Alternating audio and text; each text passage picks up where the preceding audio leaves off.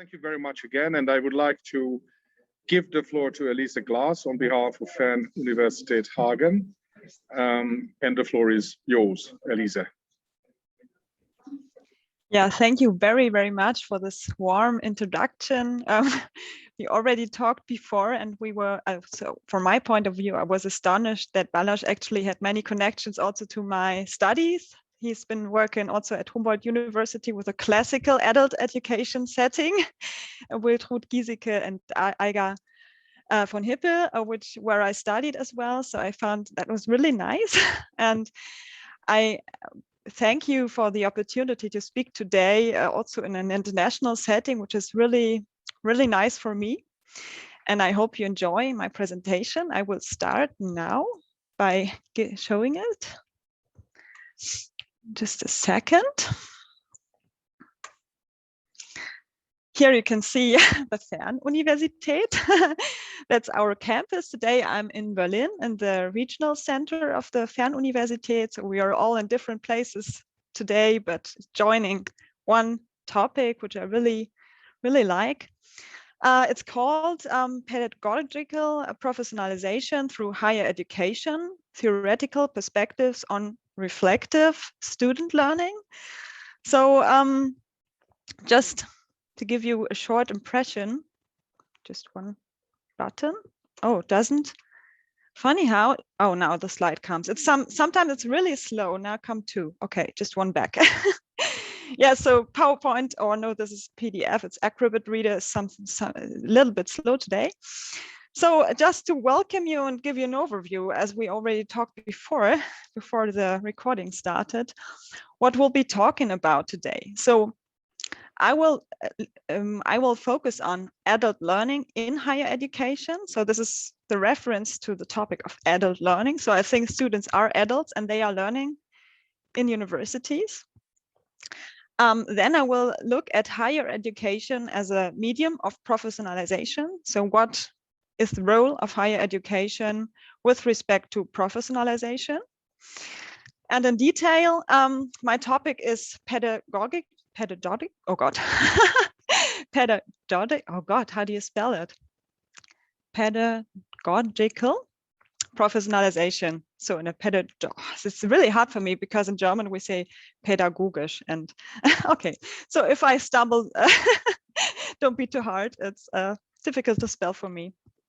So this is the frame for today. That's the agenda. So you see there's an official agenda and so to say, no hidden agenda, but yeah, so my ideas which will be associated with the points or my goals also for today's session.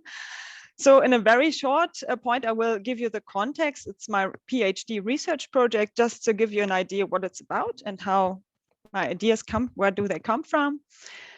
I will have a short point on higher education and professionalization, which actually focus on the frame. Then I will discuss professionalism with respect to knowledge-based concepts. So what do they argue actually? In the fourth point, I will look at adult learning in higher education with a special reference on reflective learning, which I find is very interesting to look at, especially with respect to professionalization.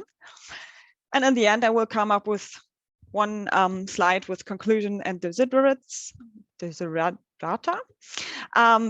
which will lead to our discussion, hopefully. So on the right-hand side, you see, I will talk a little bit about the German discourses, where I come from, but I think they can be inspiring to you as well. I hope we will also do some reflecting on learning theories in context of higher education. So thinking on what do we actually learn? What could be learning theories? How can we frame learning in higher education? Maybe we'll look also at objectives in higher education. What are learning objectives or learning outcomes? And yeah, so from my point of view, it would be great if we also reveal some black spots in my research perspective. So like, what's my focus? What did I forget? Or maybe what would be interesting as well. Okay, so to start with. So I'm working at FernUniversität, as you have already known. And I'm also a lecturer. And I'm a lecturer in the Bachelor Bildungswissenschaft. It's educational science. And this bachelor does not have a focus on prior professional experience. So it's not explicitly for adult learners. But we have many students who have practical pedagogical experience and who study educational science to foster their professionalization, obviously. So what is, for me, the core topic is actually when they have practical pedagogical experience. So what do they actually learn in the studies? So just put it quite plainly. And I want to elaborate on this question with qualitative research, so problem-centered interviews by the end of the studies, which I haven't led now. So today we will focus rather on the conception and also on the theoretical framing of my research project. I will start with the framing, so to say, what is the role of higher education with respect to professionalization from a general point of view. Here, maybe you all know the framework for qualifications of the European higher education area, which was a product of the Bologna process and the shift from teaching to learning, focusing on competencies and learning outcomes. And if we look there, what do they say with respect to the bachelor's levels? What should be the learning outcomes? I've graphed some of them. So, and the highlights are by me, just to give you a focus.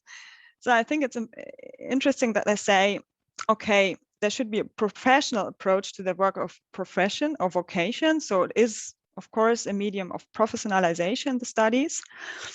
And well, they should, so the students who have completed the bachelor should be able to gather and interpret relevant data, but also reflect on relevant social, scientific, or ethical issues.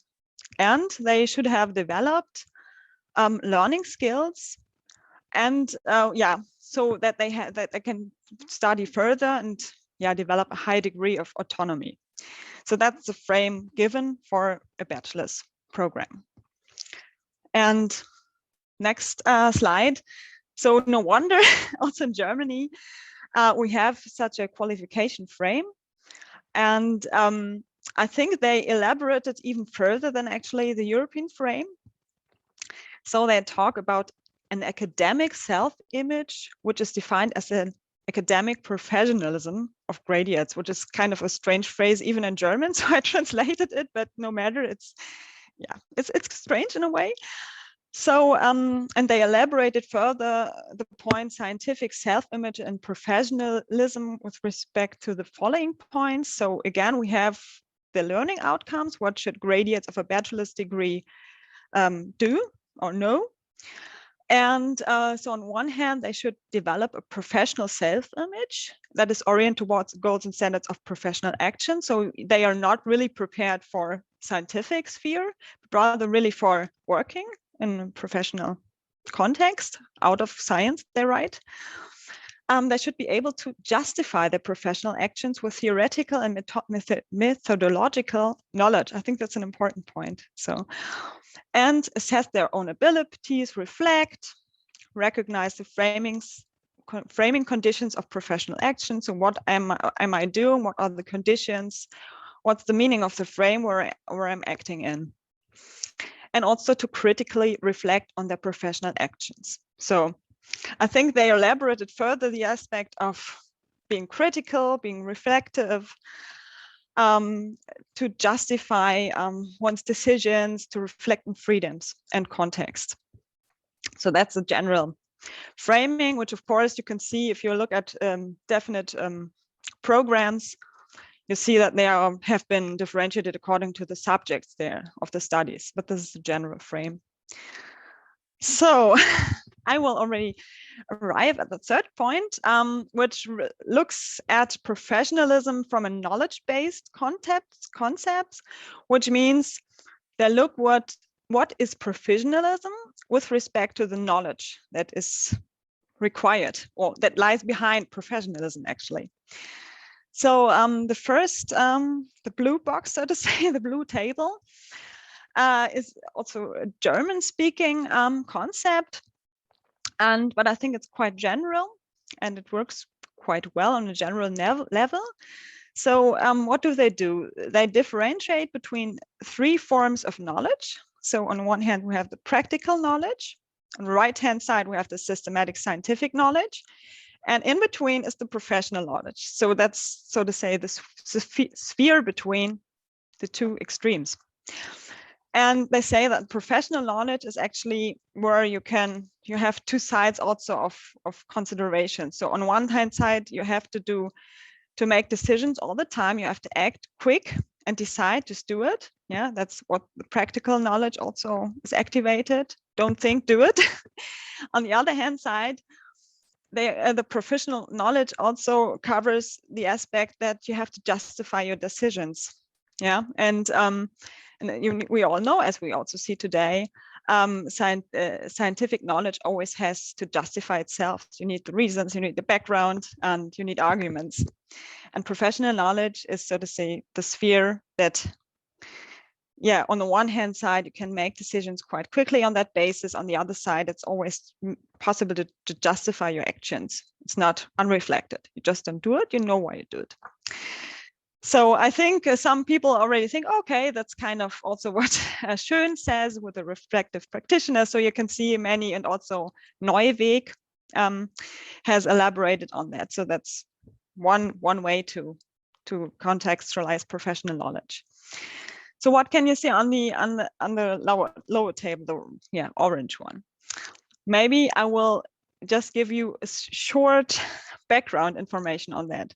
So in Germany, we had many discussions in the late 1960s and 70s why there should be a diploma for pedagogical people. So why do we have to study it? Before, it was just a vocational training, and we had the teachers on the other side who went to university and studied. And now we had, in the late 70s or 60s, we had, at some point, there were studies on education, and people were just like, why do we need that at all? So what's the reason? Why do we have to study it? What's the worth actually of studying this when working not as a teacher, but in other jobs in an educational sphere?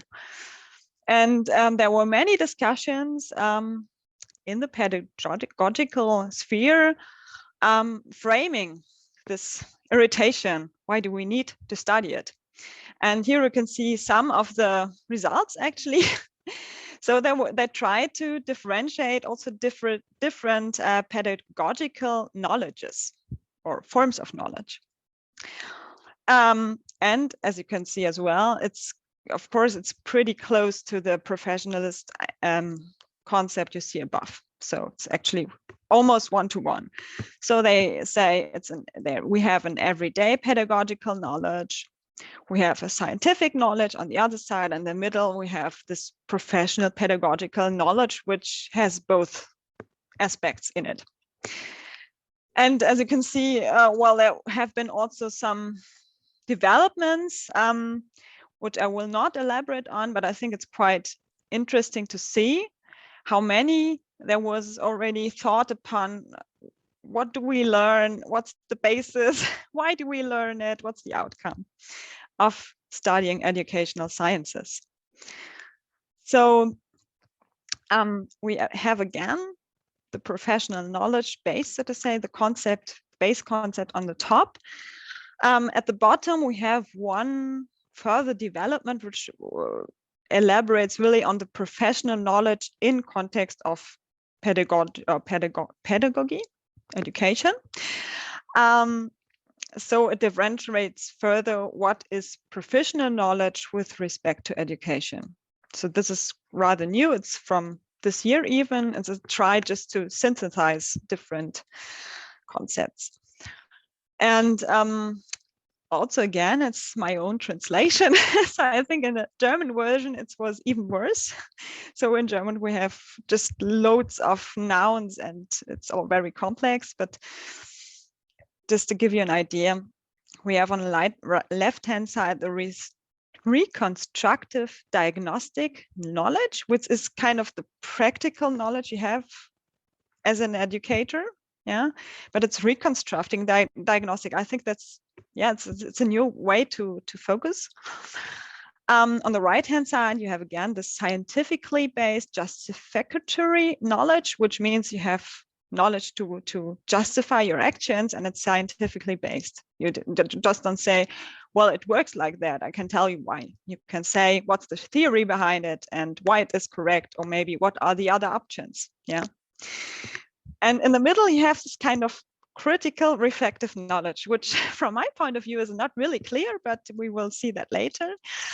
And yeah, as a down below, you see the overall goal is to develop a reflective epistemic critical attitude. Epistemic, which means so to critically reflect the basis of your knowledge, maybe, but it's not further elaborated. So I can only guess what's meant by that phrase. So, okay.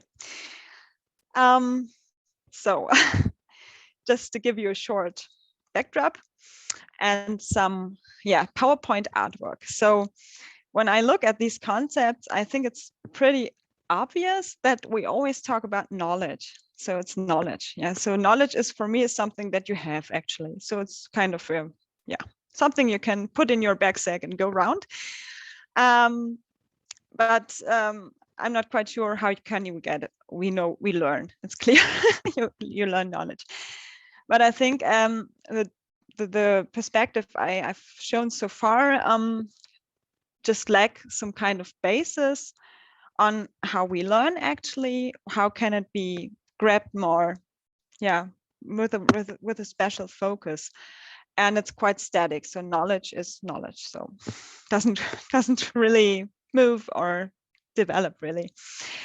And the other thing I saw was that it's always quite yeah, it stays how it says how it should be. So it's not really focused on experience or anything that we can really, yeah, see at universities or at learners. So it's what should be rather. So that's why I go to another theoretical perspective. It's adult learning in higher education with special focus on reflective learning, which I think is very important to look at if you look at learning in higher education. So I will show you 3 models and then I'm almost through. So just to give you an idea, how can learning and also maybe professionalization in adult higher education be grasped? So the one is from Reis. He is actually German. So this is one of the little very people who actually thought about that and how can we grasp it. He has developed a competence model for reflective learning and actually elaborated on the reception of theoretical knowledge. So really, if you learn theories in studies, what do you do with it? How can you handle it? Yeah, or especially the students. And he has developed 6 levels. And the first level, for instance, is the intuitive, unfounded reflection. So he did actually empirical research to develop this model, which I think is pretty good. And you can see the examples. And one example is intuitive, unfounded reflection is like, I don't really understand anything. It's quite too complicated for me. So this would be the level 1 reflection. It's theory, but I don't come through. And so it further elaborates. And for example, on level 4, people or students are already able to differentiate the quality of theoretical reconstructions. So to say, well, that was presented correctly or wasn't presented correctly, for example. So they see what theory is and whether something has been worked on correctly. And level 6, which would be at the highest level, is measuring the quality of theoretical reconstruction against performance. So there you have the link to practical work, actually, that they say that they relate their experiences or their theoretical understanding to experiences. So this could be one way to focus more clearly on the aspect of reflection, reflective learning with respect to theory and adult learning in higher education. And maybe some of you already know Barnett, which has been working very much on that topic. I think he's very inspiring. So Barnett actually goes back to Donald Schoen with the reflective practitioner, but he transfers this concept to higher education. And here you can see it's a table. So he has a broader context actually on when looking at this topic. He calls it a curriculum for critical being, which I pretty like as a as a heading. You see that he looks at critical being with respect to adult learning in higher education in several aspects. So on the top, you can see that there are three topics, so to say: the knowledge, the self, and the word, so the domains he call it. On the left-hand side, you see that there are different levels of criticality, which says that actually reflectivity can be shown in different aspects. And I think that is that model is pretty interesting because it integrates the aspect of knowledge, which is of course important, as we saw in the professionalization discourse, but also on the self and the world. So you have different outreaches, so to say. And the last one, which actually integrates several aspects which we have heard before, is by Eva Chandon, who is also present today, who has looked and also empirically founded reflective learning in adult higher education. And she had made some points which should be integrated in a model for reflective learning. So I visualized it here just for better understanding. So it's my visualization, but I think it was quite helpful to grasp it. So she says that there, on the first hand, you have to differentiate types of reflection. So daily reflection as a common sense of reflection, like, well, that worked out well or didn't work out well. So, oh, no, today I'm tired. I have to know, why is it this way? Or really critical reflection, which has a different sphere. Second, we have different foci of reflection. Content or subject matter, learning strategies, and personal development as a matter for reflection. I think that's really a good point, because if we look at the discussions I showed before, that it really integrates these points from my point of view. And also differentiating the levels of reflection. So I think that also represents the idea of Barnett in some point, and also the discussions of professionalization with respect to common sense thinking, reflecting on incidents, reflecting on personal experience, and reflecting on the nature of knowledge, which is actually what Barnett says, this critical epistemical question: what is knowledge? And yeah, how far does it go? Where does it end? And so I think this model can be elaborated on further. So I will be already at the end with my conclusion and desiderata. So you can see the both pillars of my theoretical perspective: the aspect of professionalization and the discourse we have there, so the different knowledge bases and what are the objectives of professionalization on the left hand. On the right hand, the concepts of reflective learning with special reference to higher education. And I think there are two important things to be worked on. On the one hand, we need a stronger linkage of theoretical concepts. So I think they are matching quite well, but they haven't been integrated so far. And from my German perspective, it's quite interesting to see also that the German discourse is pretty German and the international concepts, especially on learning, are not well integrated in our discourse. So I think that's one point I will be working on. And also Eva Chandon does that, so I will support her by doing so. And on the other hand, the empirical evidence and insight, which are really crucial from my perspective, because especially in the German discourse, we have this, always saying what it should be like. So it has to be like, and it could be like, but it's not founded on empirical evidence. So that's, I think, that's a pity, but worth working on. And so there are four statements which I can say at the end, just to give you an idea. So reflection and reflective learning need to be integrated further into concepts of professionalization, as I argued. I think it's very important to look at the role of knowledge and also curricular contents in the context of professionalization. So to say, so how much content do we need with respect to the subject really? What shall we learn? What are the inputs and what are the outcomes? I think that's a really interesting question for me. The models of reflective learning in higher education benefit from further empirical foundation, is what I said. So I think also the idea of reflective learning, as Barnett says, can always be looked at in an empirical way, and really looking like, can we see that actually in practice? And the fourth point, the distinctive features of higher education, and it's okay, sorry, type error, and its role for professionalization deserve further exploration. So I think from my perspective, I'm really interested to know what is really the role of higher education. Why do we study things for professionalization? What's the worth of studying something? And I think this could be worked on in the future. Yeah, so at that point, I thank you very much for your attention. I hope your native language is also present in this little slide, I don't know. And my reference, of course, and also the image sources are below.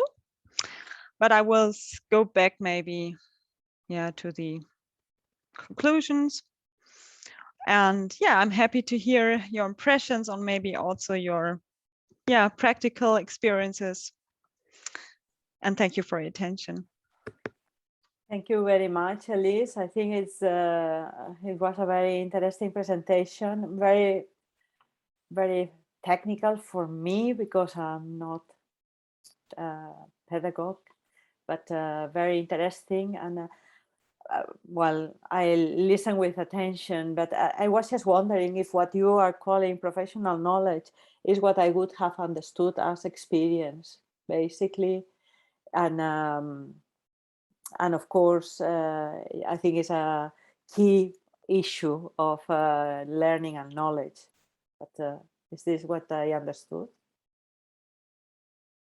That's really a good point, because maybe it's also the German focus, I don't know. So for us, professionalization is always attached to some kind of scientific sphere. So it's the point where practical knowledge is associated also with scientific knowledge. So this is maybe the special point in German discourse, or in this discourse from my perspective, that professionalization always has a scientific stance, so a critical point of view, some kind of reflection that goes beyond the practical aspects. And that's why also, yeah, I focused on that, because I thought, well, actually, higher education should foster professionalization with that respect, with respect to theoretical, methodological framing.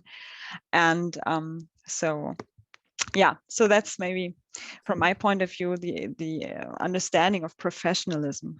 Okay. Mm-hmm. I'm not going to continue because I see one hand is raised, as if, Moritz, Mm-hmm. maybe you want to switch on the micro and the camera if you have, and make your question, if it's not a mistake. I saw that he posted also something in the chat. So Yeah. that's what Hi, okay. everyone. Hi, Elise. Hi, Elise. Hi. Good morning. So I have a question, like, can we relate professionalization of adult education to employability or employment in lifelong learning education or adult education? So can we relate these two terms each other? Yes. Yeah. Yeah, good point, really. So actually, yes. It's a topic which I didn't grasp in my presentation, but I think the question of employability also already pops up if you look at this framing, so the qualifications frame. So where we see that actually the study should prepare for employability, actually. So there are many aspects also in this these framings which highlight the learning outcomes with respect to employability. And I grasp only those which are relevant if you look at professionalization from this perspective I focus on. So with respect of reflective learning and also linking theoretical and practical knowledge. So, but of course, professionalization and employability are really strongly linked. Yes. Thank you very much. Your presentation was awesome. Thank you. Okay, I think that Eva Sendon has also a question. Thank you very much, Elise. I mean, I know a bit of your concept, but I was rather interested when hearing today about the issue of tacit knowledge that you were talking about, like with the concept of Neuweg, but of course with Polanyi, because I think this is something that is an issue in I would say for people working in different professional domains, but also when we have people in university lifelong learning who need to describe what they are doing. And I'm just wondering if in your sense, when you have the educational science and the people who already work in the educational sector and then study that could help help them actually to make their tacit knowledge more explicit. I'm just wondering, because I think this is something that is a big issue also when we talk about in university continuing education, about that people can do things but they can't describe them in a way. They're in a way it's hard for them. So I'm just wondering if that could be an interesting outcome. Don't know what the students say, but this way that we always struggle a bit with, so it's more a comment, but maybe you want to say something on that.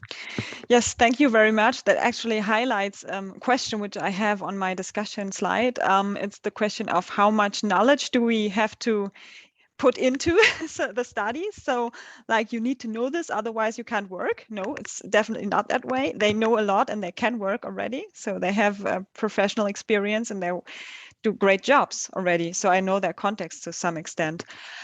The question really is how much knowledge, how much input is necessary, or is it rather the task of university lifelong learning to make visible the knowledge which is already present and reflect on that? So I think that's really a critical issue also for me. So I think it has different stances, so to say. The one is really reflecting on knowledge you already have, make it explicit, reflect on strategies you have, and do and work on every day, and to think, okay, that's my way, why I do it, how I do it, maybe I can change it. So this is one way to work with that. And the other way could be like that if you have some kind of theoretical input, that you can reframe also your professional experience and maybe also reflect on the opportunities you actually have, so the alternatives.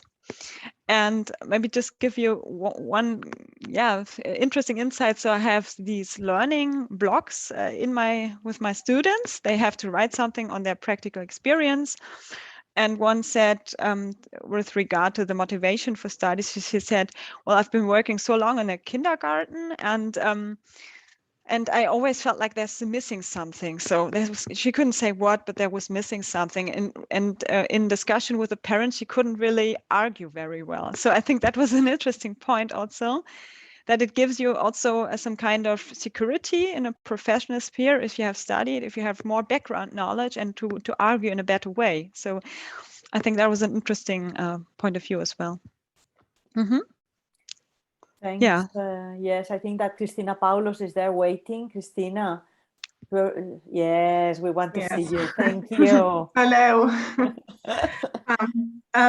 I just wanted to have a small comment on the ability of reflection. This is something we ask when people want to attend a master with also a bachelor degree or even a bachelor through our validation of non-formal, informal learning. We have actually a questionnaire where we ask how deep is the competence of reflective learning, and also on critical thinking. And I think this is a very substantial issue in any study. Doesn't matter if it did study pedagogy or other studies. It's really important as an input. Thank you. Thank you very much, Christina. I don't know if you want to comment anything, Elise.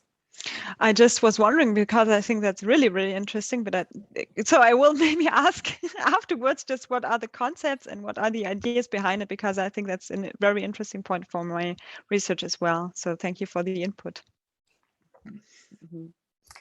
I don't know if there is anybody else who has comments or who feels that the presentation reflects their work or the way they've studied or whatever, and could contribute to Elise's research, that I'm sure that it will be very useful for her.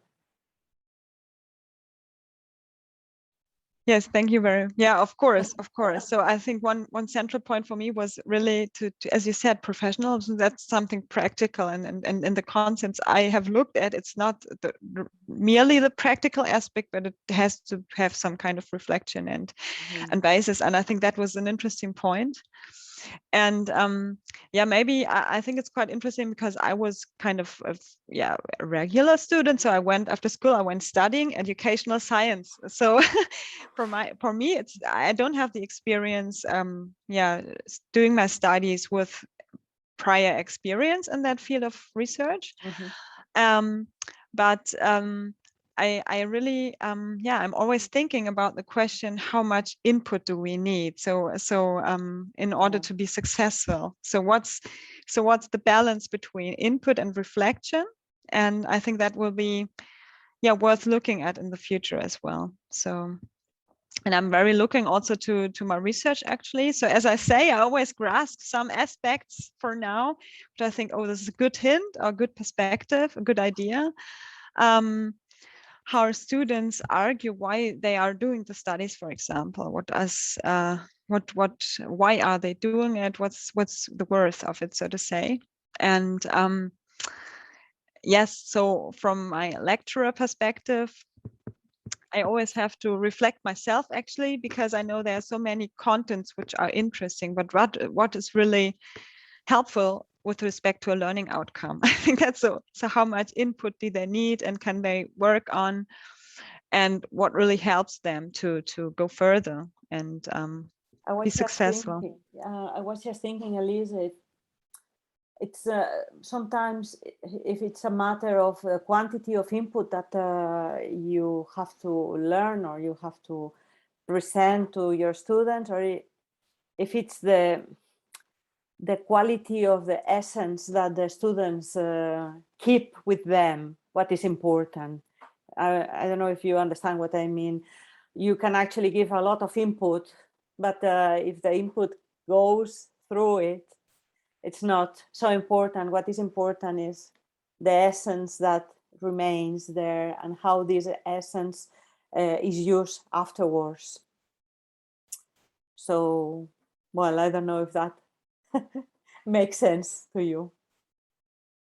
Yes, it does, actually, and that's also will be part of my research question, because the students I will be talking with have finished their studies, or are really at the end of their studies, and I think it will be difficult, but I think I will have some kind of results with respect to the question, what have I learned, actually? So what do I remember? So what are the theoretical grasps I'm working on still, or which have inspired me, maybe? So I think so also with respect to prior experience, I think the theoretical input or the input in the studies can be a huge inspiration also. It shows you much more than you have seen before, and also to look at things differently. So I think that's that's one aspect I will be looking at. And I already see I have I teach a module at the end of studies, and I see how they develop even in that studies, and also when they're writing their bachelor thesis, you can see actually the development, and I really like to see that.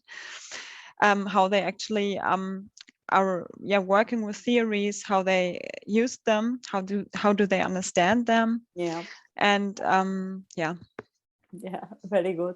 I see Romana, dear Romana, welcome. Hi see everyone. you. Thank you so Please. much, Elise. It was so reflective, your presentation. I was thinking on both students as well as teachers, since I don't know what's the case in your university, but in mine, most of the programs are delivered online exclusively. So we had no other, since March 2020, we have no face-to-face.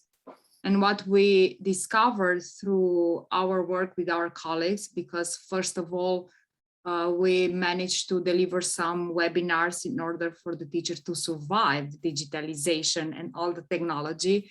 And then they were so charmed about all the instruments, and they came up with too many tools that were a little bit exhausting for the students. It was pretty much more entertainment than content delivery. And we tried to convince them, and we worked really hard with the teachers on identifying students' learning styles. Otherwise, you just imagine that they are the digital generation. And unfortunately, not all the tools are, I don't know, so helpful in delivering the essential content for them. So at my university, we worked on a new pedagogical approach on online education. It's not just making use of platforms and posting assignments and forget about, for example, for feedback. I don't know if you intend to make like a comparison between hybrid or face-to-face learning environment and exclusively online. I think we can actually lose so much in this context, but in the same time, if we are smart enough as teachers and trainers, we can, I don't know, counteract this kind of online fatigue. We are really struggling this semester. For the first time, everyone is just exhausted of the context. Teachers, trainers, we try to deliver trainings and we managed for companies, and everyone is, I have an appointment, I have to switch, really. So there is no place for reflection. It's pretty much, okay, give me 3 tips. Can I use them tomorrow because I have to deliver the report? I don't have time to consider what's behind your approach.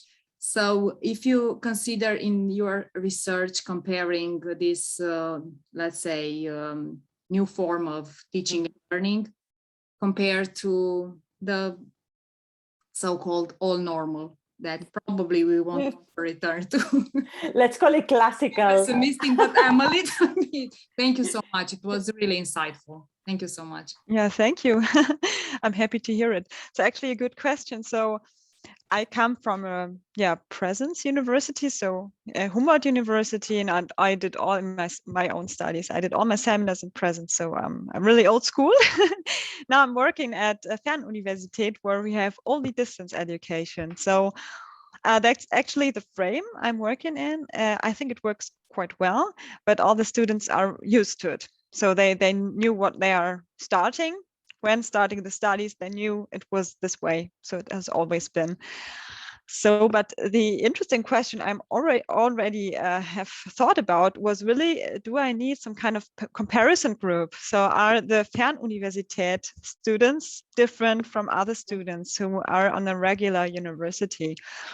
And I will elaborate on that further. So it was kind of a question for me also with respect to professionalization or professional experience, because as I said, so the study program is not really focused on adult learners as such, or professionalization. It's a regular study program, but we have the learners, so we have the adult learners. And other universities, as I know from my studies as well, there have always been students with a prior professional experience. I don't know, maybe a quarter of the students, or little less than at the FernUniversität, but there are also these learners. And I was thinking about that, whether there are actually crucial differences. So whether it could be really interesting to look at different groups and also ways of learning. So I have not decided so far, but I think it's an interesting question, of course. Yes. And I saw one post in the chat. So it was rather, it was rather really a nice post reflecting on why we have to study. So it was one of my rhetorical questions, but really a question also for my research. Yeah, yeah, yeah, yeah. That really, I think it condenses on on my idea really, really to synthesize the professional experience and the theoretical knowledge. Yeah. Yeah. Are you actually answering to Wyatt? Yes? Yes. Yes. I don't know if, yes, I don't know I if didn't see the Wyatt name. wants Yeah. to see any. I'm here. Sorry, Yes. I just wanted to pop out. So just to say, yeah, it's really essential. You know, we cannot do any. It's like a natural process of the critical thinking and reflection. It goes like when, how, and why, and what happened, and at the end, eventually, we have to discuss how can I improve this. And using the how, yeah, of course, you need the professionalism, the theory, and of course the experience. So it's all in one field. It's all one body. I mean, that's what I want to reflect. It's a kind of input also. Yeah. Thank you. Yes, Thank you, yes. Lisa. Thank you, everybody. And Eva has another question, I think, or comment. Yeah, sorry, it was sorry, Romana, it was your input because it made me reflect about this reflection part, and I think the essence of maybe a distance university, and well, the FernUniversität is not really an online university, though we have blended learning, but I think the most important thing is the writing, and I would say the writing is something that is important for reflection. I mean, there are several concepts, and there's like Jenny Moon who did a lot of theoretical work on reflective writing, and then of course on reflection, also on the professional development. And I think this is the interesting part, because you could also work with this reflection and see what that means. And I'm what you say also about these meetings and this, like, it becomes faster and faster and faster. I think this is maybe these are points where we could say, let's step back and let's write that down and let's take the 5 minutes, because I think maybe I can now just talk for me, and Elise, I would be interested what you think on that. Is that with distance learning, this probably gives you more time for reflection, because if you read the things, if you need to give feedback, it's a bit different. And we have, of course, synchronous meetings too, where we meet, but not so often, as the student want to study alongside their work, and so they don't want to have too many synchronous meetings. But I think in a way, this dependence on writing even helps more for the reflection. So it would be interesting, maybe really, so for this more I don't know, say writing-based university, which is not right in a way, but and those where you more talk about it, because I think there are pros and cons for both sides. I don't know, but this is something that I was just thinking about when you said that. So thanks for that. Yeah, thank you for the input. It's really crucial, I think. So which I didn't present today, but you maybe also know the concept of reflective writing by Jennifer Moon, and or writing as a reflective process rather. And it's actually what students do in university. So they have to write a lot.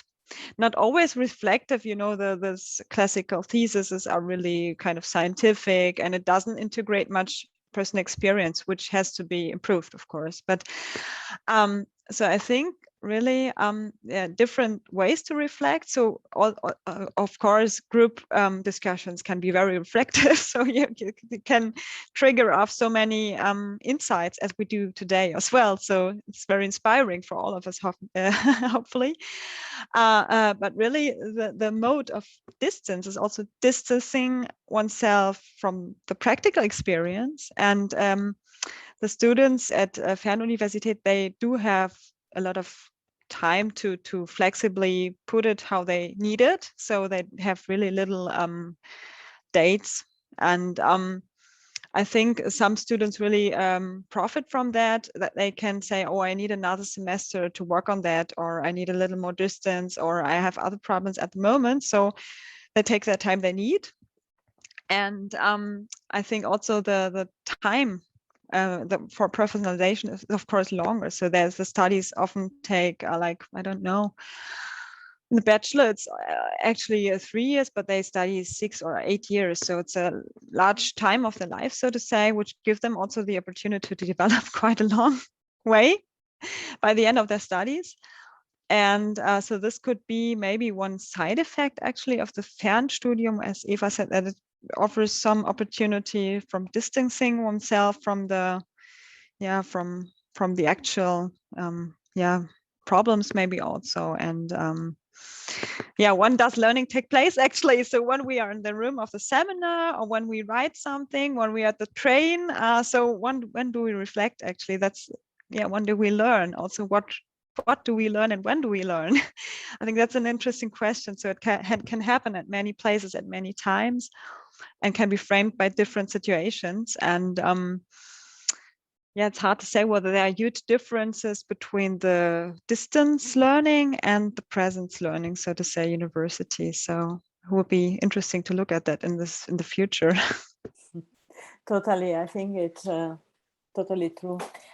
Susan is waiting. Susan Bennett, please.